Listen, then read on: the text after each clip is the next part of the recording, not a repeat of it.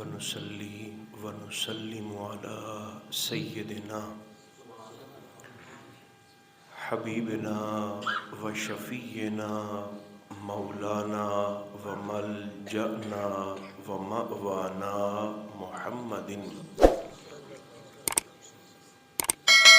رسوله النبي الكريم الأمين المكين الحنين الرؤوف الرحيم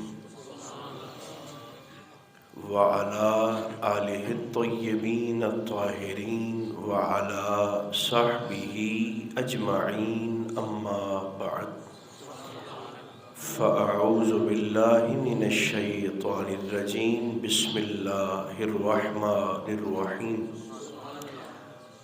قال النبي عليه السلام الحياء من الإيمان أو كما قال عليه السلام۔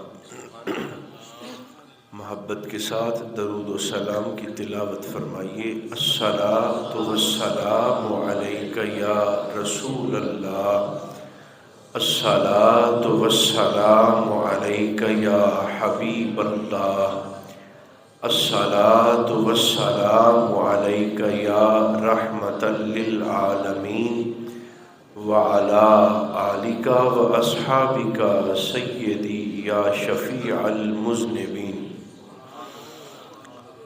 اللہ تبارک و تعالی جل مجدہ العظیم کی حمد و ثنا حضور نبی محترم رسول محتشم رحمت عالم صلی اللہ علیہ وآلہ وبارک وسلم کی ذات بابرکات پر ہدیہ صلاۃ و سلام عرض کرنے کے بعد خدا کرے ہم سب کی حاضری مقبول ہو۔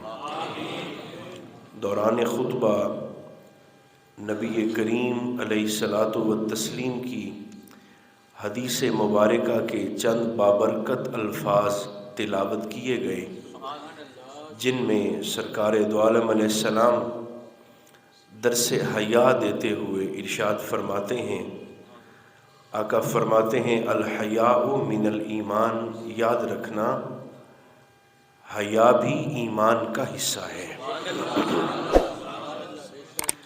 یعنی صاحب ایمان وہ ہے جو صاحب حیا ہے۔ بے حیا شخص کبھی بھی کامل مومن نہیں ہو سکتا۔ حیا اور ایمان کا چولی دامن کا ساتھ ہے۔ ایک دوسرے مقام پر محبوب ارشاد فرماتے ہیں حیا اور ایمان ساتھ ساتھ رہتے ہیں، اگر ان میں سے ایک رخصت ہو جائے تو دوسرا خود بخود رخصت ہو جاتا ہے۔ ایمان چلا جائے تو حیا بھی چلا جاتا ہے، اور اگر کسی شخص کی طبیعت میں، مزاج میں، رویے میں حیا رخصت ہو جائے تو اسے اپنے ایمان کی خیر منانی چاہیے۔ چونکہ میں سمجھتا ہوں کہ اہل السنہ جو امت مصطفیٰ کا ایک بہت بڑا حصہ ہے، ادب اس جماعت کی پہچان ہے، احترام اور حیا اس جماعت کا خاصہ ہے، اور اس کا اندازہ آپ اس بات سے لگا سکتے ہیں کہ نبی کریم علیہ الصلاۃ والتسلیم نے کسی بھی موقع پر اپنے کسی بھی صحابی کو یہ حکم ارشاد نہیں تھا فرمایا کہ جب میں کلی کروں تو میری کلی کا پانی زمین پہ نہیں گرنا چاہیے۔ یہ حضور کا حکم نہیں تھا، نہ تو اللہ نے آیت کے ذریعے صحابہ کو پابند کیا، اور نہ سرکار دو عالم علیہ السلام نے اپنے کسی حکم کے ذریعے صحابہ کو اس بات پر پابند کیا کہ میں جب بھی حجام کے پاس بال کٹواؤں تو میرے منہ مبارک اور میرے ایک ایک بال کو تم لوگوں نے محفوظ کر لینا ہے۔ نہیں، یہ کوئی حکم نہیں تھا۔ حکم نہ ہونے کے باوجود ہم دیکھتے ہیں کہ سرکار نے جب جب وضو فرمایا، حضور نے جب جب کلی فرمائی، یا سرکار دو عالم علیہ السلام نے جب جب پچنے لگوائے تو آقا کے پسینہ مبارک، حضور کے جسم اطہر سے لگنے والا مائع مستعمل، چاہے غسل کی صورت میں ہو، چاہے وضو کی صورت میں ہو، چاہے کلی کی صورت میں ہو، اور حضور کے منہ مبارک، سرکار کے مقدس بال، یا حضور کی استعمال شدہ چیزیں۔ لوگ تو کہتے ہیں نا کہ اسلام میں برکت کا کوئی تصور نہیں ہے، کہ یہ شے مبارک ہے، یہ شے برکت والی ہے، اس سے تبرک کرنا ہے، برکت حاصل کرنی ہے۔ لوگ اپنے اپنے ہر کسی کے پھر پیمانے ہیں، مگر اقبال فرماتے ہیں اچھا ہے دل کے ساتھ رہے پاسبان عقل۔ واجب نہیں ہے، فرض نہیں ہے، ہر قدم پہ لازم اور ضروری نہیں ہے۔ اقبال فرماتے ہیں اچھا ہے، بس اچھا ہے دل کے ساتھ رہے پاسبان عقل، لیکن کبھی کبھی اسے تنہا بھی چھوڑ دے۔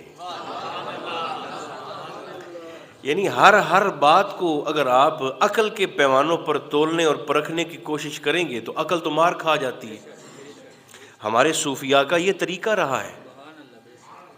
دیکھیں، کوئی بھی شخص جو صاحب علم ہے، جو اپنے نبی کی سیرت کو پڑھتا ہے اور جانتا ہے، آپ حضور کی دعوت کا ابتدائی حصہ دیکھیں۔ جیسے ہی سرکار نے اعلاء کلمت الحق فرمایا، اللہ کی توحید کی دعوت دی، 3 طرح کے گروہ سامنے آئے، 3 طرح کی جماعتیں۔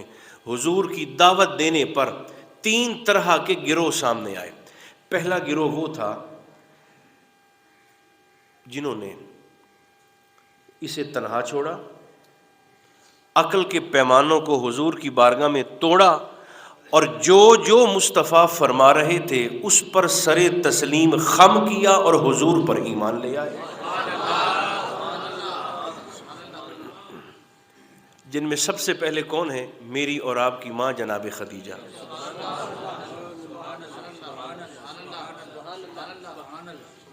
حضور کی صداقت پر اس سے بڑی دلیل کیا ہو سکتی ہے کہ شوہر پر ایمان لانے والی پہلی خاتون حضور کی بیوی ہیں، محبوب کی زوجہ ہیں۔ یہ میرے مصطفیٰ کی نفاست ہے، یہ میرے مصطفیٰ کے دعوے کی صداقت ہے۔ بیوی سب سے پہلے مانتی ہیں، تسلیم کرتی ہیں، نہ صرف مانتی ہیں بلکہ حضور کو حوصلہ بھی دیتی ہیں۔ اور حوصلے کے لیے جو الفاظ آپ استعمال فرماتی تھیں، جب لوگوں کی باتیں سن کر کڑوی کسیلی تو محبوب مغموم گھر تشریف لاتے، تو اماں جی حضور کے زخم بھی صاف کرتی اور سرکار سے مخاطب ہو کر کہتی کہ اے روشن چہرے والی شخصیت،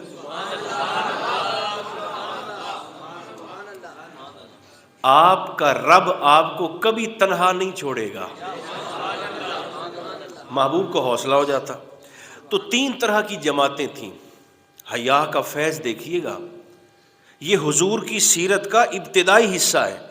پہلا طبقہ وہ تھا کہ جنہوں نے عقل پر نہیں پرکھا کہ وہ رب جو نظر ہی نہیں آتا، وہ کیسے ہے، کہاں ہے، تعداد کتنی ہے، بس جو حضور نے کہہ دیا مان لیا۔ ایک اس لیے پھر ان کی عظمت کا مقابلہ بعد میں سارے آنے والے، چاہے صحابہ بھی تھے، صاحبان ایمان بھی تھے، بعد والے مہاجرین بھی تھے،